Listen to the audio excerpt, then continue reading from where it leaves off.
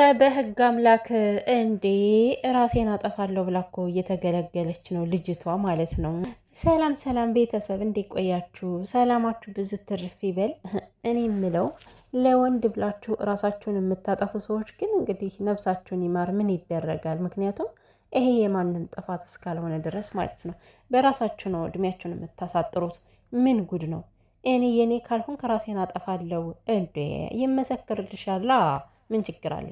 ለወንድ ብላ ራሷን አጠፋት ብላ ይመሰክርልሻል የኔ ቆንጆ።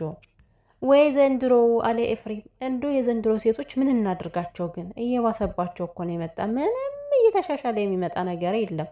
እንዶ ከአደር ነገሩ ሁሉ እየተባባሰ ነው። እና በእርግጥ እኔ አሁን ዛሬ ከልጅቱ ላይ የምፈርድበት ምንም ምክንያት የለም። እንዳው ራሴን አጠፋለሁ ስትል ገርማኝ ነው እንጂ ማለት ወንድ ቢሄድ ወንድ ይመጣል የሚለውን ነገር ራስታ እኔ ራሴን አጠፋለሁ ትላለች አስሬ ማለት ነው።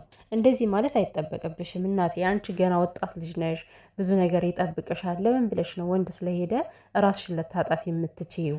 እና ሁሉም ሴቶች ማለት ነው የምሬን ነው ወንድ ሄደ ብላችሁ ራሳችሁን እንደዚህ በራሳችሁ እድሜያችሁን ማሳጠር አስፈላጊ አይደለም።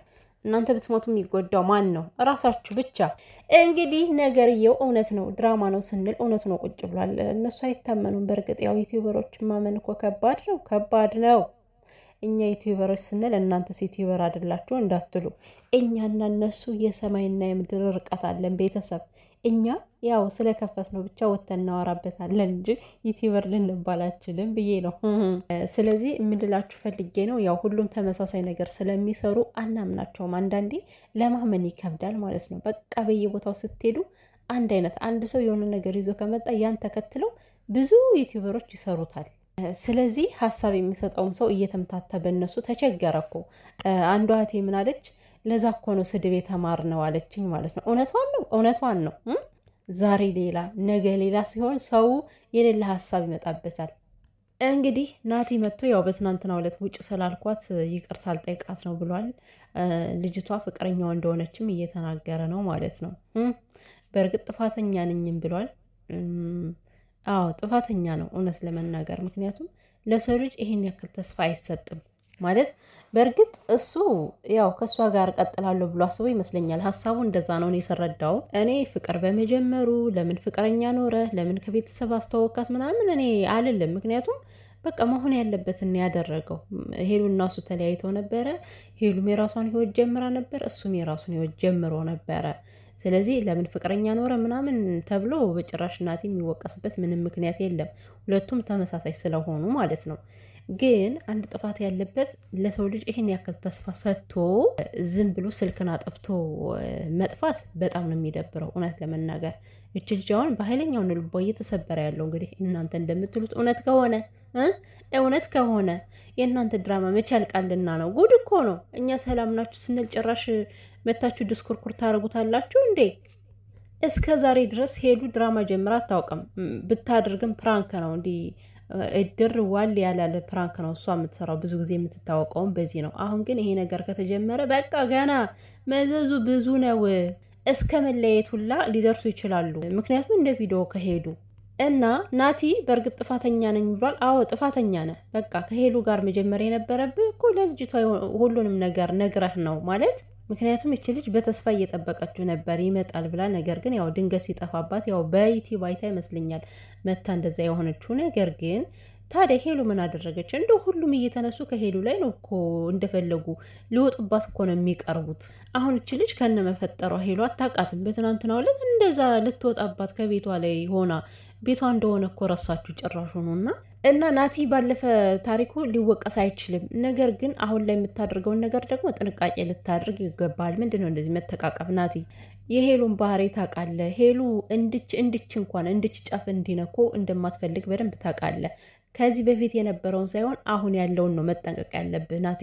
ማለት ልጅቷን ስታወራት በተገቢ መልኩ ይህን ያክል እየተቅለሰለስክ ከሆነ ልጅቷም በእኔ ተስፋ አልቆረጠም ብላ ነገ ተስፋ ታደርጋለች። ከዛ ያንተ ችግር በጣም እየከፋ ይሄዳል። ገብቶሃል አይደል? በዚህ መልኩ ልትፋታ አትችልም።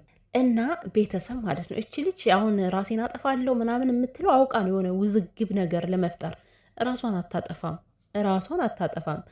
በእርግጥ ያለማመንም አይቻልም። ምክንያቱም ይኸው በቲክቶክ በየጊዜው ለወንድ ብለው ራሳቸውን አጠፉ እየተባሉ ሴቶች እየተነሱ ማለት ፎቷቸው እየተለቀቀ አይደል እንዴ? ግን ደግሞ ናቲ ለኔ ያልሆነም ብላ ራሷን አታጠፋም። አውቃ ነው ሁለቱንም እንደዚህ ክፍተቱን ፈጥራ ያው ራሷ ወደ እሷ ስለምትወደው ብቻ ወደ እሱ ለመውሰድ ፈልጋ ነው ማለት። እህቴ የኔ እናት ስሜትን ልትጋፊው አትችይም። ይሄ ልጅ ከልቡ ሌላ ሴት አለች፣ ለአንቺ ሊሆን አይችልም። ፍቅር እኮ ውር ነው። አንተ ከኔ ጋር ካለ ብቻ በቂ ነው። በድና ፍቅርሽ ምን ያደርግልሻል? እሱ አንቺን የማያፈቅርሽ ከሆነ ምን ይሰራልሻል ለአንቺ እንዴ?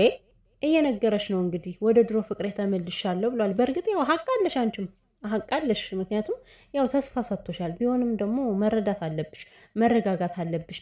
በመቀጠል ደግሞ ሄሉዬ የኔ ቆንጆ እንዴ ከአንቺ ላይ አሁን በጣም ያለመረጋጋት ስሜት እየታየኝ ነው። ተረጋጊ። ካልተረጋጋሽ ነገሮቹ ሊፈቱ አይችሉም። መረጋጋት ይጠበቅብሻል። በመጀመሪያ ይሄ ነገር የተፈጠረው ከአንቺ በፊት ነው። በቃ አንቺም ህይወት ጀመረሽ ነበር፣ እሱም ህይወት ጀምሮ ነበር። ለምን ቤተሰብን አስተዋወቅ ብሎ እንደዚህ መናደድ አይጠበቅብሽም ሄሉ።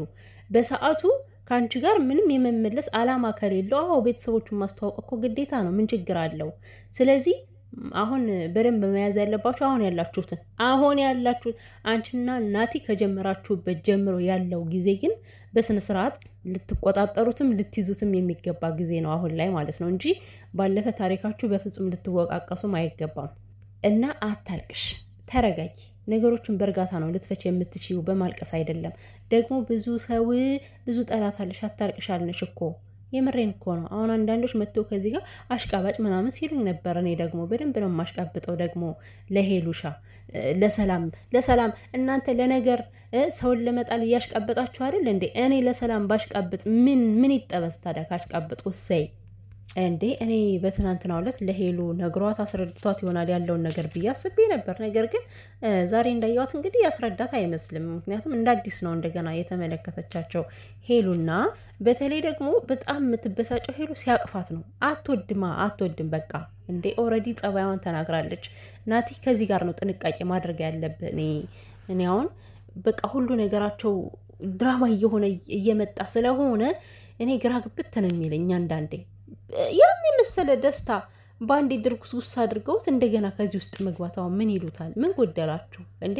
እይታ ነው አላችሁ፣ ምርጥ የሆነ ቤተሰብ አላችሁ፣ ምርጥ የሆነ ተከታይ አላችሁ፣ በጉጉት የምጠብቃችሁ ቤተሰብ እንዴ። አንዳንዴ እኮ ማለት ነው ምንም ዩቲዩብ ስንት መቶ ሺህ ተሸክሞ ተከታይ የሌለው ሰው አለ። እግዚአብሔርን የሰው ፍቅር አላችሁ እናንተ እና ምን ጎላችሁ ነው እንደዚህ አይነት ነገር የጀመራችሁት?